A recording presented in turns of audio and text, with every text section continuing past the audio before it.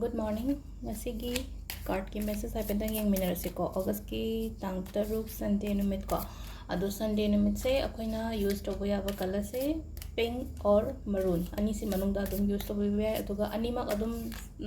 kena taraga setting anga ju set pe ga shu kai de ko pink and maroon gum set pi osum lag laina ba daw yana ba hai tare ko sigi numit se da ekeno mo important oi ba thaba ama cha toine en haraga de lai train khala se hai di hanki ni khang de na traga lang machet kumba dum hai tare ko hapet ku dam da kai da ki shan gera ko chan gera admai tor back ta hapera admai to biro shu kai de ko hai di machu se sometimes late ba shu yawi na ko da ado khwai first ki se ko keno akhoi gi card message jing mirror se aduga timing ko ado se dai card se kum katang lo thok charage ko 1 2 3 sidagi ama khanbira se ko 1 khangera 2 khangera natraga 3 khangera haibudo sida lere ko 3 card se ko first card se haidi 2 of swords se manasalo punjalaga lere ko ma alim punjalaga lere ga de haidi tau doi se kari no khangda ba do maka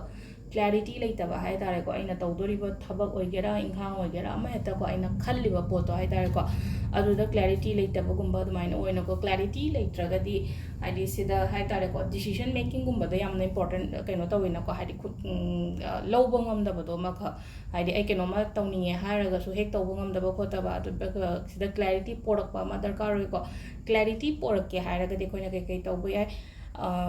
quite first ko koina sum kananum dagi guidance kumba lobo ko pa ya even tarot card reading phawa to way ko ai chamam narga leba pot ani gumba harasne ko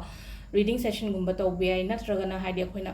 yamna adum legan ba mi oi daraga di ko khoi clear quartz and crystal lam lebini ko clear quartz is sizina biba seven biba haraga di ko haidi bracelet oina sigera kaino ko haidi clear quartz ko tumbles oina thamgera ko tumbles oiraga na si oire ko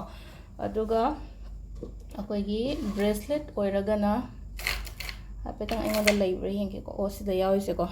sigi clear oi pa kaino se ta singa ta paring shira shu ya ba ke kai de ado hari clear quartz kumba kai kumba use of yo ko ado ani shu bagi sina mo hari four pentacle type four pentacle se hojik hai tare ko hari financial kai pesha usha gi matang da hai tare ko yam ka hena kona da bani khang de hari pesha se ina pharaga thamba lai ngam da bodo maka tung da bodo ai gi life te amna ko ado pesha se tung na ba ko na ba mo hanga hai ra ga di kamai tor ga ken to ga da ge har kan se da tung pesha tung bagi kai gi har ga di enga sa da manifestation gumba to ba macha macha mamang da videos ha pre ko ख्वाइदगी best crystal हारगदी को pyrite थंबे को याम pick पमचा attack पमचा कले को pyrite जे हाना मयाम उबिरम दुसे को सिगी नुंसे ओइदोने को सिदी मचिन खतंग नि hiding मतेक मतेक थुदे खिबगी piece अमा खता होबने बस माइना को सुकुम बसे हाइदि खतंग चाउतक तौना सिमुकी चांग दो तोर हाइदि पाइराइट थमो पाइराइट से याम हाइदि पर्सनल एक्सपीरियंस ए योइन हारगा तो पाइराइट थंबदा इसागी याम काने हेबदम अदुना हाइदि पाइराइट कुम थंबि बे को ahum subagis haidi 5 of wands like 5 of wands se haidi conflict kumba leiba khotba mai na oina oibu donga si se ko ado conflict se yari ngai kaino gumba to bi ba hai tare ko